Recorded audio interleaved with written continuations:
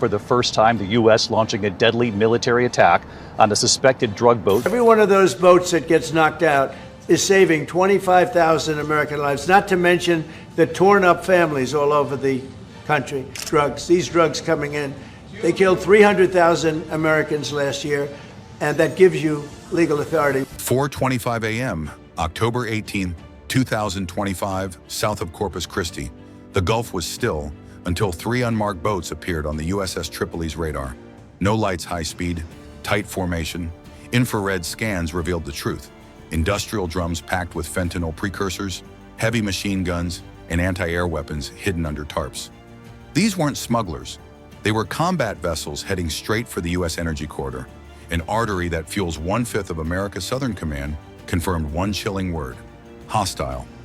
Later analysis revealed enough chemicals on board to produce 6.5 tons of fentanyl, enough to poison 200 million people.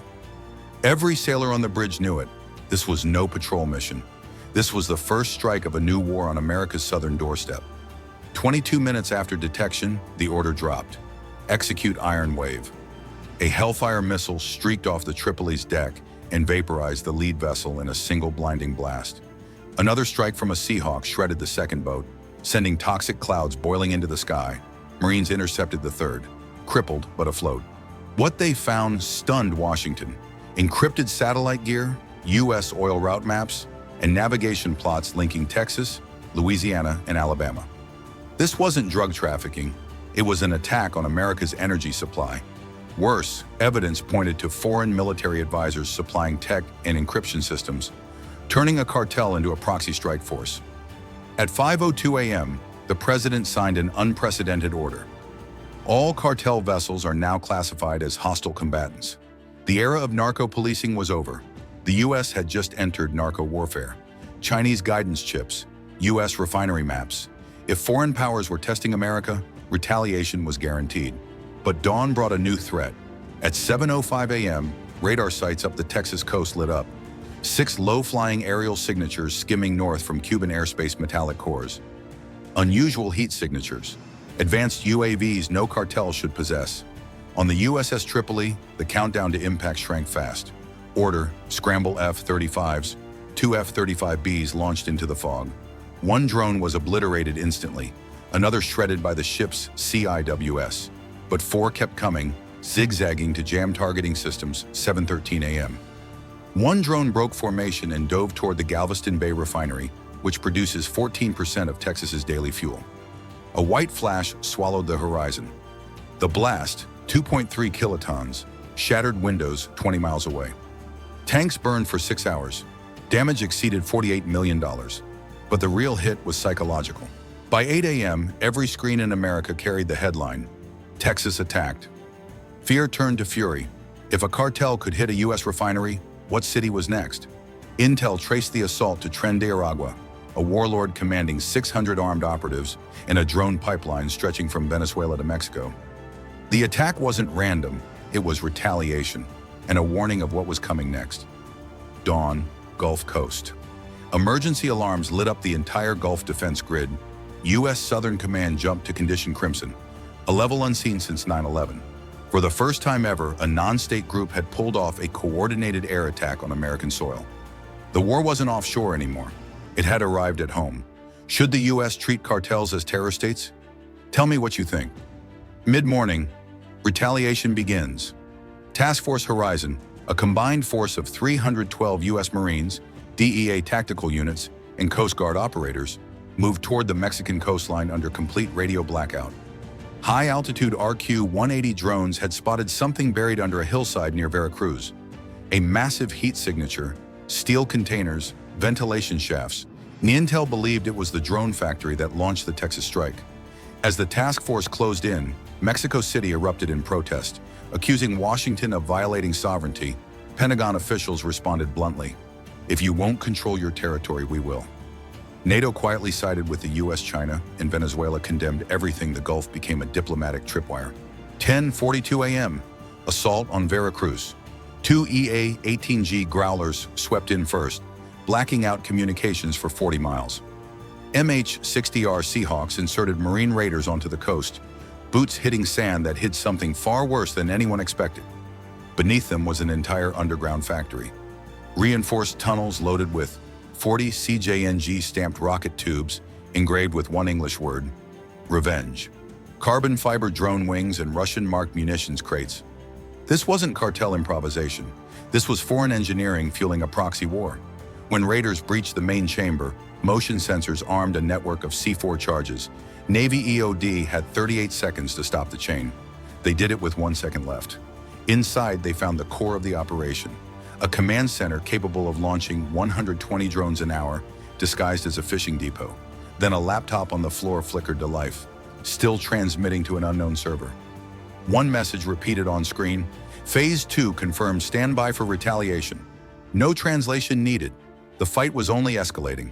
By mid-afternoon, Washington made its decision. The counterstrike was deliberate, overwhelming, and final. At 2:45 p.m., two B-2 Spirit stealth bombers lifted from Whiteman Air Force Base carrying GBU-57 bunker busters, 30,000-pound bombs designed to punch through mountains. Their targets, 3 newly identified command sites deep in the Sierra Madre, all tied to cartel drone operations supported by foreign advisors. At the same time in the Gulf, the USS Lassen and USS Hopper unleashed 22 Tomahawk Block V cruise missiles toward cartel strongholds in Veracruz and Tamaulipas. Each missile carried a heavy warhead and an EMP module designed to wipe communications for 60 miles. Satellite feeds captured the streaks of fire as they carved across the sky. Moments later, the mountains erupted white-hot, explosions powerful enough to register 3.4 on the Richter scale.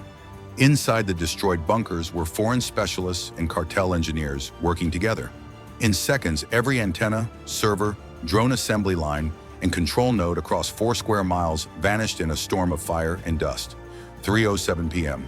All 3 enemy sites went black at the same moment. No signals, no survivors. Smoke rolled across the mountain ridges as EA-18G growlers swept overhead, choking out every frequency south of the Rio Grande. Out on the Gulf, FA-18 Super Hornets hunted anything still afloat. One freighter, disguised as a humble fishing boat, was obliterated by a 2,000-pound JDAM. The fireball lit up the horizon from 40 miles away. Minutes later, another vessel loaded with nitrate fuel tanks detonated, turning the water into a roiling, boiling inferno. Washington responds. The president gave a single order: total blackout, no warnings, no mercy. At 3:30 p.m., U.S. Southern Command's Cyber War Division broke into the cartel's digital networks. In an instant, drone feeds froze mid-flight, then plummeted into the Gulf like flaming comets. In under 15 minutes, 73 airborne threats were erased. By sunset, the sky over the Gulf glowed red, smoke, fire, and burning oil painting the coastline. For the first time since the conflict began, the cartels had nothing left to say nightfall. The horizon burned like a line of torches. The last echoes of Operation Iron Wave faded into the sea while towering columns of smoke rose over Veracruz like dark monuments to what had just been destroyed. Operation Iron Wave was over. But what it had unleashed was only beginning. Across the Pentagon's live feed, the Gulf burned orange, wrecked ships, smoke plumes, and oil slicks stretching over 42 nautical miles. Every target in range, vessels, drone hubs, cartel bases, had been obliterated. By 8:10 p.m., Southern Command confirmed 29 confirmed targets destroyed, 73 drones neutralized, 0 civilian casualties. Financial analysts tallied the damage: over $2.8 billion in cartel losses, including 3 offshore refineries, 2 cyber relay stations, and more than 18,000 pounds of chemical precursors seized or destroyed. But amid the victory, Cyber Command spotted something troubling. A massive cryptocurrency transfer trail ran through Caracas, Managua, and Bogota. The enemy wasn't defeated, it was evolving, retreating south to regroup. Aboard the USS Tripoli, Marines stood along the deck, helmets off, eyes locked on the burning horizon. Some hadn't slept in 20 hours. The smell of salt and oil mixed with triumph and unease.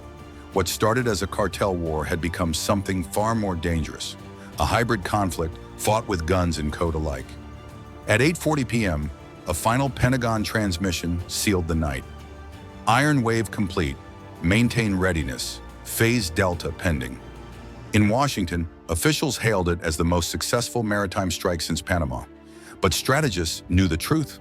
The border hadn't moved, it had expanded. America was now defending not just its shores, but its digital and economic arteries across the hemisphere. The sea was calm again, but beneath that calm, a new reality had taken shape. The next battle wouldn't begin with a missile, it would begin with a signal. And deep in the jungles of South America, a new network was already coming online. Do America's enemies really understand what happens when they cross the line? Operation Iron Wave proved one thing: history remembers those who stand their ground.